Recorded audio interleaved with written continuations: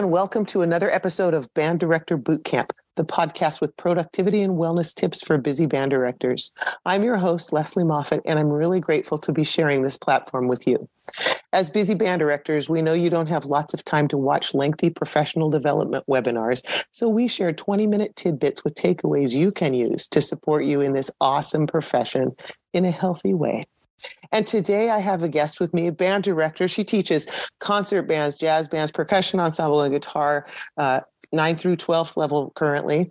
And her name is Kat Barrett. So Kat, would you, first of all, welcome and thanks for being part of Band Director Bootcamp. I want to invite you to introduce yourself to our listeners today. Give us a little background about who you are. Yeah, my name is Kat. I teach high school over in Eastern Washington. We teach a lot. We have a lot going on. We have jazz band and percussion and concert bands, of course. And we also do competitive marching band, as well as winter percussion and winter guard and pep band. And the list goes on, which I really love a lot. I'm in my 5th year of teaching, and this is my 2nd year in a high school setting. I was in middle school for a few years and really enjoyed that. Really happy to be teaching high school right now. Awesome. What inspired you to be a band director? A few things inspired me. Most of my family are teachers. My sister is a 7th grade social studies and language arts teacher. My mom has a teaching degree. My aunt is a principal. My grandma worked for the Gates Foundation to bring technology into schools. My whole upbringing has been very focused around teaching, and it's something that I really love. When I was in high school, I had a band director, Jim Kovac at Wenatchee. He student taught with my dad. Oh, really? Oh, that's what a small world. Yeah. He was a huge inspiration for me. I had an incredible time at Wenatchee being in the band program there. And I realized that I loved it so much. And I was just so happy there and was so I felt so connected to the people around me. I loved the music. I loved the community. That is what I wanted to do for the rest of my life. And so, and then I went to Western for music education, and Dr. Bourne was a huge inspiration to me as well. And just keeping going and working hard through all of the classes and everything. And ultimately, high school has always been kind of my dream job. And I did not expect to be at the dream job at 28, but here I am, and I feel really lucky to be here. And y'all, this is a podcast, so you can't see her, but she's still smiling, and we're almost into June. So, wow. So on this podcast, we like to provide productivity or wellness tips for our listeners because we know what it's like. You've experienced firsthand, what it's like to do all the things and now to also be a mother. And so, as you're on here today, tell us about some things that you've done. You had several different things that you shared with me that help you be more productive. Yeah. So I have a 6-month-old baby right now. He is a sweet little ball of sunshine, thankfully. And so what that meant is that I was well into my 3rd trimester during the fall season and during marching band. So back at that point in my life, I was just physically exhausted all the time. So I just gave myself some physical grace, and I bought myself an electric scooter, and I rode it everywhere. I rode it at band competitions. I rode it at the Lilac Parade last year. I rode it to football games everywhere, and just, you know what? I was the pregnant lady on a scooter, and that's okay with me because it meant that putting all of my physical energy into other things could be prioritized, and that I didn't have to, walk all over the place. I could just be where I needed to be and then put my energy where it needed to be. Getting more stamina to do the other work. Yeah, absolutely. And I don't know why I haven't seen more pregnant women running marching bands on scooters. There's got to be some memes out there you can make or something. Yeah, really. Yeah. And then you shared, I hope we can talk about it, but you said pumping time is not work time. Yeah. Right? So I'm really lucky that I have I suppose I consider it lucky. My schedules, I actually have 2 free periods during the day because I teach a 0 hour. I have first period that's non-contracted for me. And then my second period is prep. So it does make it possible that I can work during first period and then pump during second. That's a boundary that I'm okay with.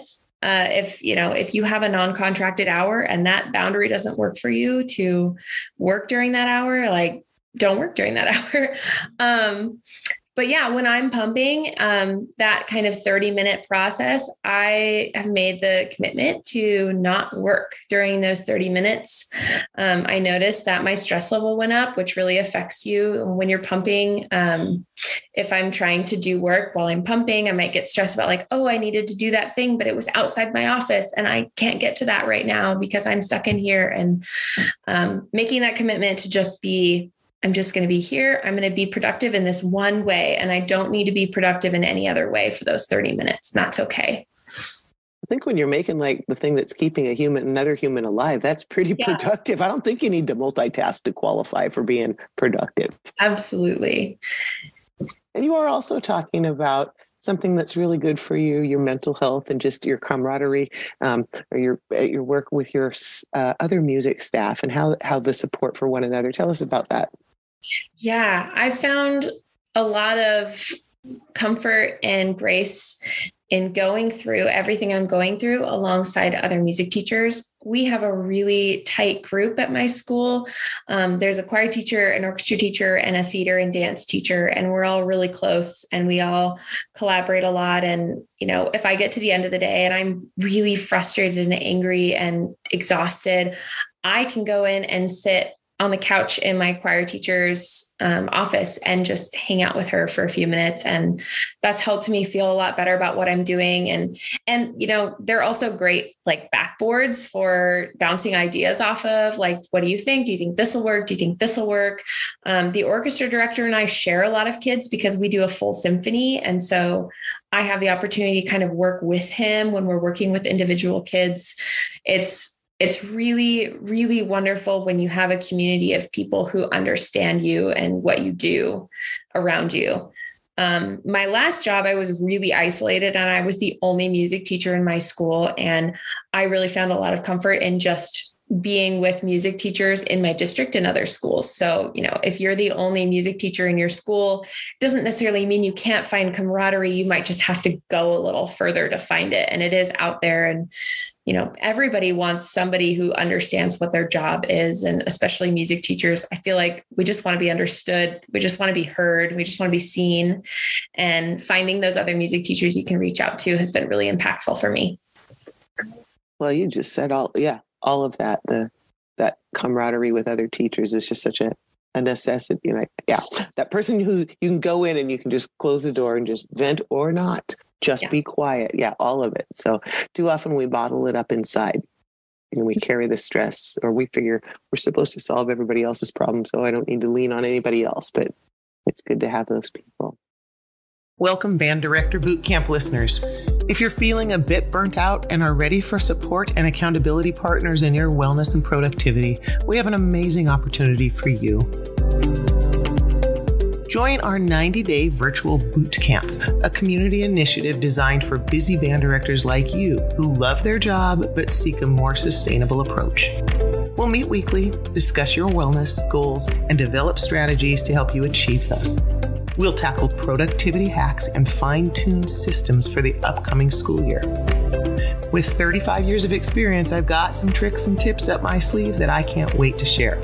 So, as we move into a new season of our lives, if you want to feel empowered and supported by like-minded individuals, this is your chance. Reach out to me at banddirectorbootcamp.com or click on the link in our show notes to schedule a 15-minute call. Let's ensure this is the right fit for you, get you signed up, and embark on this wellness journey together. Because together, we rise. What do you think, if you've said you've set some good boundaries, and I want you to talk a little bit about what was your thing, something you're working on with your students about teaching them some problem solving skills because of how that's impacted your productivity and what the results of doing that has been. Yeah, there's a couple different things there. One thing that we're working with as a student body and myself too is problem solving on their own before they come to me for solutions. It's the idea that I could walk from the back of my classroom to the front of my classroom without being stopped every 2 feet by students being like, hey, I need this. Hey, I need this. Hey, I lost my music. And working with them and saying, see if you can find one solution on your own and try it. If it doesn't work, find a friend and ask for a solution. If they don't have a solution or their solution doesn't work, then go ahead and ask me. And, giving them a couple of steps before they come and talk to me, it means that I have more time to do what I need to do, which is teach. And they're learning their problem solving skills on saying like, you know what, I see that I have a problem here. I have a question. I think I can solve this on my own and help with that independent thinking and problem solving. Yeah. And that's such an important life skill. But man, it does seem like I teach middle school now after 30 some years of high school. And I guess it's not just my school that where it feels like they're all, all in my face. Can I do this? Can I do that? And some of my earlier guests on this were talking about routines and systems they have set up for middle school classrooms specifically, because it's different than high school. And I'm learning so much because next year there will be a lot more procedural things where students, can go find the things that they're, because I'm learning, what are they always asking me? How can I prevent this next year? So being intentional about that obviously is paying off to you too, because now are they taking more ownership? Yeah, it's starting to work. I will say that one of the things that I did was, I wish I didn't have to. My percussionists are always losing their music. You're the only person where that's ever happened. No other listener can relate to that. I told you to be relatable to the listener. Oh my gosh. My percussionists, I don't know. Like, I don't know. I wish I understood why it always is my percussionist. Like, sure, other wind kids lose their music, but it's always my percussionist. And, this semester for this concert series, I finally said, you know what?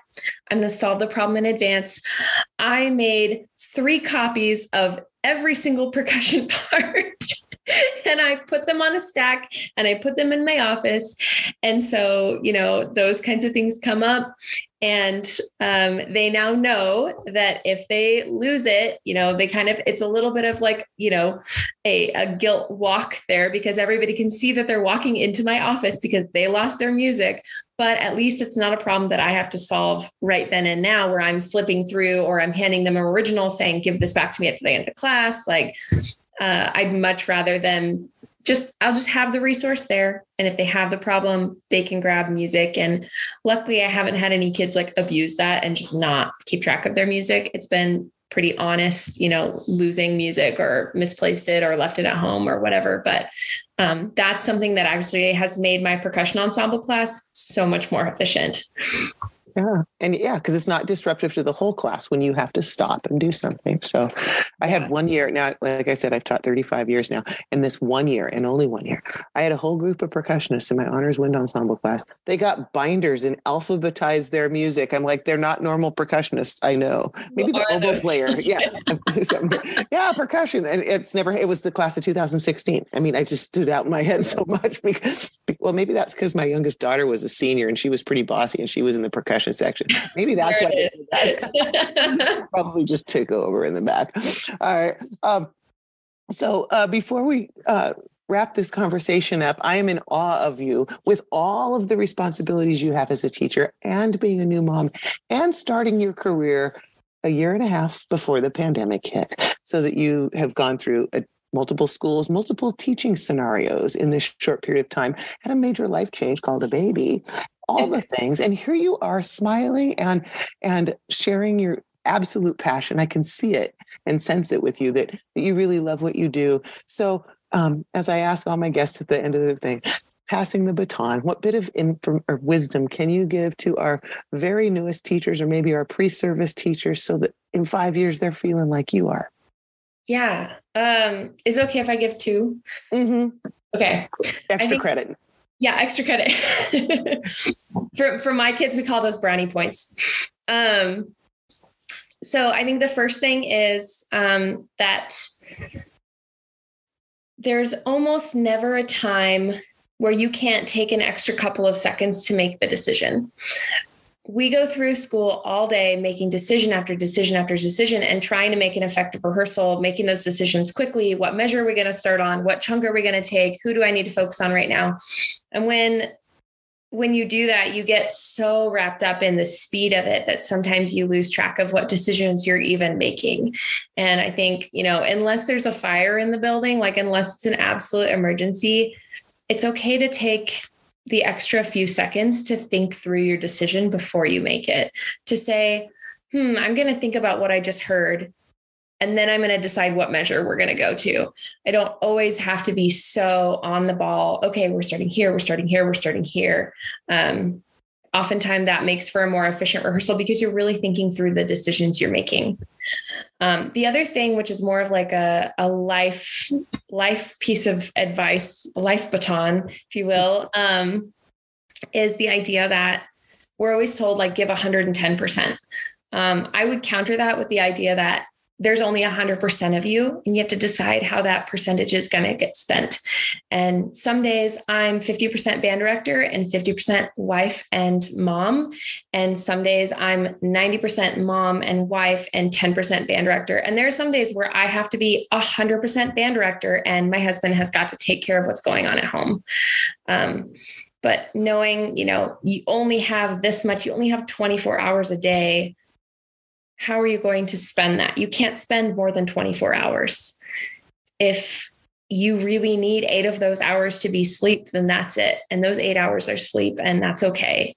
Finding ways to put the productivity where it needs to happen and not always feel like if you're not doing anything right that second, you're not being productive. And that's hard to do in this culture where we equate productivity with personal everything, right? And the like. But really good insight from you. And I'm really grateful for all that you've brought to the discussion today. And I hope that folks out there can take away, some of your wisdom and maybe lighten their load just a little bit. So I really want to thank you, Kat Barrett, for being our guest today on this edition of Band Director Boot Camp. And thank you to all you listeners who are making a difference in kids' lives through the magic of music education. The work you do matters, and so do you. Join us next time on Band Director Boot Camp for another episode of productivity and wellness tips to make your life a little easier.